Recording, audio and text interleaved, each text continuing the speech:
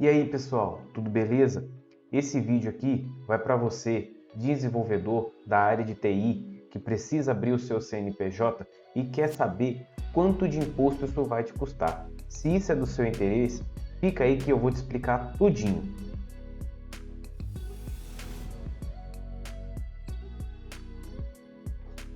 Bom pessoal, antes de mais nada eu vou me apresentar. Eu me chamo Arthur Azevedo, sou responsável pela empresa JVix Contabilidade e vou explicar aqui agora quanto uma empresa de TI pode chegar a pagar de imposto. Mas antes, eu vou pedir vocês para deixar o like e se inscrever no nosso canal. Só assim o YouTube vai entender a relevância do nosso conteúdo e vai levar para você e para mais pessoas. Tá joia? Mas vamos lá então. Hoje em dia é muito comum a gente ver nessa área de TI as empresas deixando de contratar os profissionais não como carteira assinada, não querem ter um CLT e indo para questões de terceirização, né? Contratando outras empresas para poder fazer o serviço que eles estão dispostos a desenvolver, né? Então vale mais a pena para essas empresas terceirizar o serviço com outras empresas. E hoje em dia, na área de TI, principalmente para os desenvolvedores, isso tem se tornado cada vez mais comum. Tanto que é muito comum a gente ver esses profissionais levando o conhecimento deles para empresas de fora do país, entendeu? Então a gente vê muito isso, as pessoas da área de TI abrindo empresas para poder levar até mesmo o seu serviço para o exterior. E aí, com isso, surge aquela dúvida. Beleza, eu vou abrir uma empresa para poder prestar serviço terceirizado, só que quanto de imposto isso me custa? Quanto que eu vou gastar com essa situação? E aí eu vou explicar aqui para vocês o seguinte. Nós temos 3 opções. E aí vamos lá. A primeira delas é quando você vai utilizar o seu próprio CPF e você não vai abrir um CNPJ. E aí você acaba tendo de utilizar uma forma chamada Carnê-Leão, né? Com o Carnê-Leão você tem que informar os seus recebimentos e as suas despesas, perfeito? Porém, o que ocorre? Nessa situação de utilizar o CPF, ela só fica interessante quando você tem ali projetos com valores muito pequenos, entendeu? Em que não vai influenciar ali na faixa de cobrança do imposto de renda, né? Então, o que eu quero dizer com isso? Então, se você tem um faturamento aí mensal que chega ali no máximo até uns R$ 1.900 mais ou menos, até que faz sentido você atuar com o seu CPF, não tem a necessidade de você abrir um CNPJ. Agora, a partir do momento que você passa desse valor, a coisa começa a ficar um pouco mais complicada. Por quê? Porque, para você ter ideia, a partir desse momento você é obrigado a estar utilizando o Carnê-Leão e podendo chegar a pagar uma alíquota de até 27,5%, entendeu? De imposto de renda. E além disso, você fica obrigado a já entrar numa alíquota mais alta possível do INSS, que é de 20%. E além disso, dependendo do município onde você está, você tem que pagar um ISS, que é o imposto que é voltado para as cidades, cobrado pela prefeitura, que pode chegar até 5%. Então faz as contas aí, quase 50% do seu faturamento vai todo para imposto, né? E aí já não vale mais a pena você se manter utilizando o seu CPF.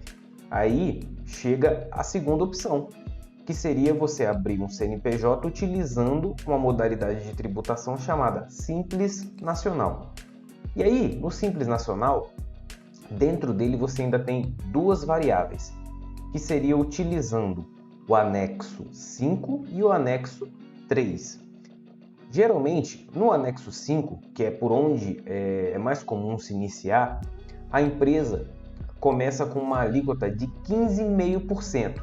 Bom, já é um pouco mais em conta do que você trabalhar com o seu CPF, porém ainda é um valor bem considerável, né?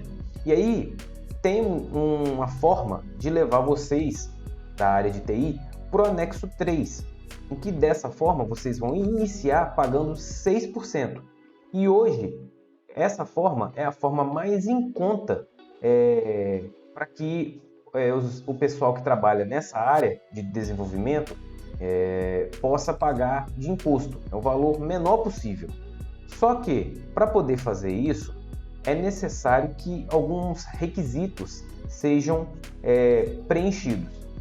E que requisito é esse? Bom, é importante que você tenha um prolabore ou despesas com folha de funcionário que represente pelo menos 28% do seu faturamento, entendeu? E aí, você tendo isso, você vai para a alíquota de 6%. E aí, além dessa alíquota de 6%, você vai colocar ali a alíquota que você paga de INSS e a alíquota que você paga também do imposto de renda retido na fonte. E esses dois aí, eles acabam variando um pouco de acordo com o valor do seu prolabore, entendeu? Então, eu vou fazer o seguinte, para deixar ainda mais detalhada essa questão do Simples Nacional, eu vou deixar um card aqui em cima explicando de forma bem detalhada o funcionamento do Fator R no Simples Nacional, ok? E aí vocês vão entender ainda mais como que a gente utiliza para que vocês possam pagar menos imposto possível, perfeito? E aí depois dessa forma, nós temos a terceira opção, que é utilizando o lucro presumido. Porém, o lucro presumido, ele é interessante a partir do momento que a empresa de TI está começando a ter um faturamento um pouco mais alto, mais assim, robusto, né?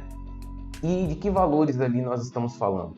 Bom, uma empresa que começa a faturar entre seus 20, 25 mil até acima disso, já é interessante ir para o lucro presumido. Não faz muito sentido você se manter no Simples Nacional, porque dessa forma você consegue, com esse valor de faturamento, ter um imposto ainda menor do que se você se mantesse no Simples Nacional. E para isso é interessante a gente fazer um planejamento tributário, entendeu? Então é por isso que é importante você procurar uma contabilidade especializada, igual nós somos aqui na nossa empresa, voltada para o seu segmento de TI, porque nós vamos poder te orientar da melhor forma. Talvez se você se mantesse numa contabilidade generalista, não seria tão interessante, porque eles poderiam chegar para você e simplesmente falar para você se manter sempre no Simples Nacional, porque é a forma mais barata de pagar imposto. Nem sempre, entendeu? Se você tem um faturamento mais alto, talvez seja interessante você ir para o lucro presumido, perfeito? Bom, gente, então, estas são as formas de pagar imposto para um desenvolvedor, para um pessoal da área de TI, entendeu? São essas opções que eles têm. Então, se vocês precisarem de qualquer ajuda, quiserem abrir a empresa de vocês com segurança, procurando fazer um planejamento, uma estratégia para poder procurar o tipo jurídico mais adequado, procurar pagar a menor quantidade de imposto possível dentro da lei, procura a gente vai estar aqui à disposição para poder ajudar vocês, perfeito? Eu vou deixar logo aqui embaixo aqui, ó, o nosso telefone, o WhatsApp e o nosso site para mais informações. A gente vai ficar aguardando aqui o contato de vocês para poder ajudar vocês nessa jornada, beleza? Obrigado, gente. Tchau, tchau.